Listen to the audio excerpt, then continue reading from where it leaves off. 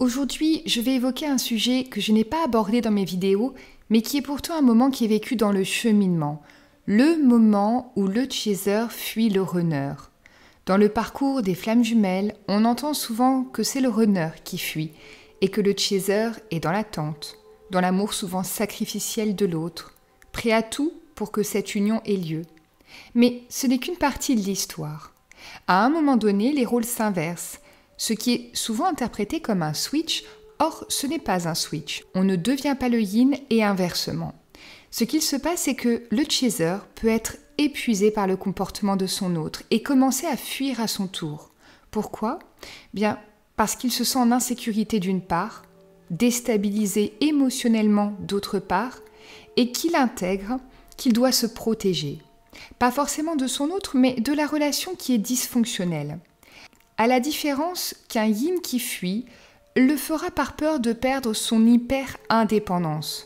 Ici, on va parler des différentes facettes qui poussent le chaser à se retirer de la relation. Le chaser est souvent perçu comme celui qui sait, qui comprend, qui est prêt à attendre.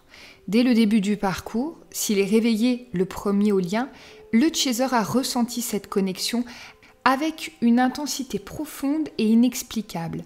Il a pris conscience du lien, compris son importance, et souvent même essayé de guider le runner sur ce qu'ils sont l'un pour l'autre. Mais ce que peu disent, c'est que le chaser n'est pas invincible. Le chaser a aussi sa blessure et ses limites. Et il a un instinct protecteur parce qu'il ressent profondément l'instabilité et la vulnérabilité de son autre.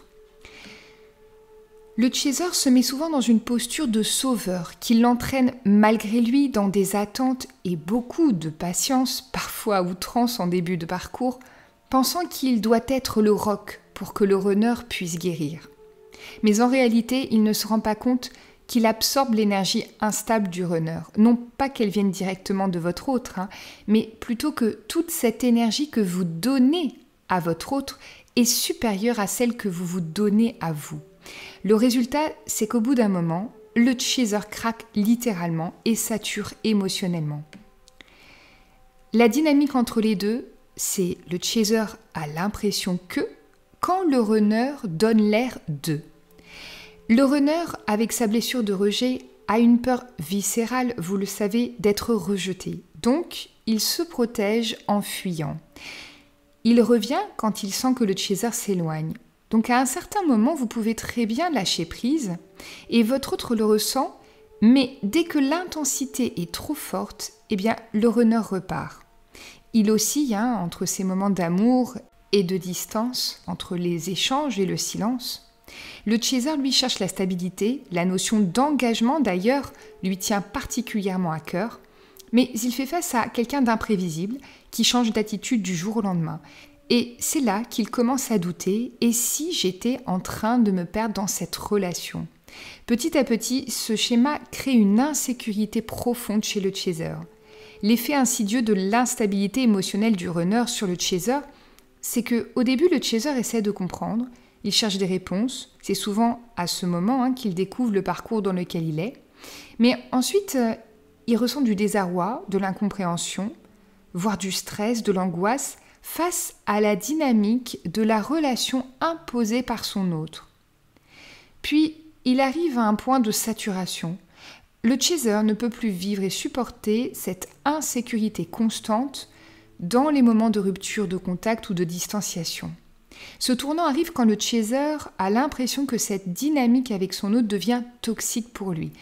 Attention, ce n'est pas une relation toxique en soi, mais le réveil de blessures entre les deux fait souffrir. Les 3 déclencheurs majeurs qui poussent le chaser à fuir sont le sentiment d'être piégé dans un cycle sans fin. Oui, le chaser a l'impression de revivre toujours le même scénario avec la même fin, et c'est extrêmement souffrant pour lui, parce qu'il commence à se sentir impuissant face au comportement de son autre. En fait, il ne contrôle plus la relation, et ne peut plus projeter quoi que ce soit dans son couple. L'épuisement émotionnel intervient parce qu'il a trop donné sans recevoir en retour, mais en réalité, il a donné sa part de gâteau en gardant des miettes pour lui. Et ce déséquilibre fait qu'il va se sentir vidé dans son énergie. il n'arrive plus à avancer dans sa propre vie parce qu'il ne cesse d'essayer d'arranger les choses, de comprendre son runner, etc. Et puis vient ce moment où il prend conscience que le runner doit guérir seul. Il comprend qu'il ne peut pas porter la guérison de l'autre et il commence à réellement s'occuper de lui et se faire passer avant. Il réalise qu'il a besoin de se recentrer sur lui-même, autrement il sait qu'il se perd complètement. C'est un moment clé du parcours parce que cette prise de distance marque un tournant pour les deux.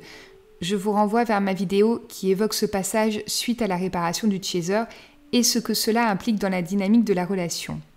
Lorsque le chaser fuit, le runner vit un choc, peu importe la réaction qu'il aura. Il pourrait tout simplement paniquer et entamer cette course-poursuite après son chaser, parce que le runner habitué à un chaser qui répond toujours présent se sent cette fois face à ses propres réactions en miroir. C'est pour cela qu'il revient en force.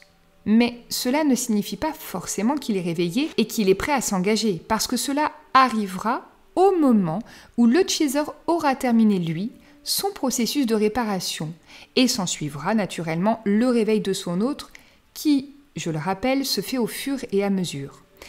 Maintenant, le rejet peut aussi se faire ressentir si fortement chez le runner que ça induit chez certains le fait de se renfermer encore plus, parce qu'ils sont persuadés, au final, que l'amour mène toujours au rejet. C'est comme cela parfois qu'on peut ne plus avoir de nouvelles de son autre pendant des mois, mais rappelez-vous que de son côté, ça le pousse dans tous les cas à aller voir ce qu'il se passe en lui. Lorsque le chaser maintient son travail sur lui, en continuant à se respecter et se faire respecter, le réveil et le travail du runner va alors commencer en profondeur. Votre autre va être mis face à sa blessure et sa souffrance et se rendre compte naturellement qu'il ne peut pas continuer à faire l'autruche. Mais attention, si vous replongez dans d'anciens schémas avec votre autre, vous allez vite vous en rendre compte parce que les choses vont stagner à nouveau dans votre relation. La clé, c'est l'équilibre pour vivre pleinement de manière alignée, c'est-à-dire agir et être avec les émotions justes et éviter donc des cycles de souffrance. Vous serez amené à revenir à vous, c'est-à-dire mettre votre énergie au service de vos propres projets. Retrouvez ce qui vous fait vibrer et vous anime en dehors du lien flamme jumelle. Et puis, vous allez aussi fixer vos limites. Ne pas revenir par peur de perdre l'autre, mais réellement parce que votre cœur sera OK avec ça. Et de ne pas être dans cette impatience quand votre runner n'évolue pas aussi vite que vous l'aimeriez. S'il n'y a pas d'évolution réelle, soit ce n'est pas votre flamme jumelle, soit vous n'avez pas pu fermer la porte de votre blessure primordiale. Le lâcher-prise ne s'apprend pas, il ne se travaille pas. Il arrive naturellement au terme de votre réparation. Cependant, vous pouvez apprendre à accepter que le parcours ne peut être forcé, ni d'un côté, ni de l'autre. Ne culpabilisez pas, rien n'est un échec, toute étape est nécessaire. On ne repart jamais de zéro, on rénove notre intérieur, telle une maison. Les fondations, elles y sont, vous les avez. Tout travail est un avancement, et vous n'aurez pas des années et des années de dur labeur avant de finaliser votre réparation. Ce ne sont plus les énergies actuelles et celles vers lesquelles on tend depuis le portail de mars dernier. Le but dans la difficulté est de créer un espace pour que chacun puisse évoluer. Dites-moi en commentaire si vous vous retrouvez dans cette étape. Si ma vidéo vous a aidé, n'oubliez pas de la liker, de vous abonner et d'activer la cloche pour recevoir mes nouvelles vidéos. Prenez soin de vous et je vous dis à très vite.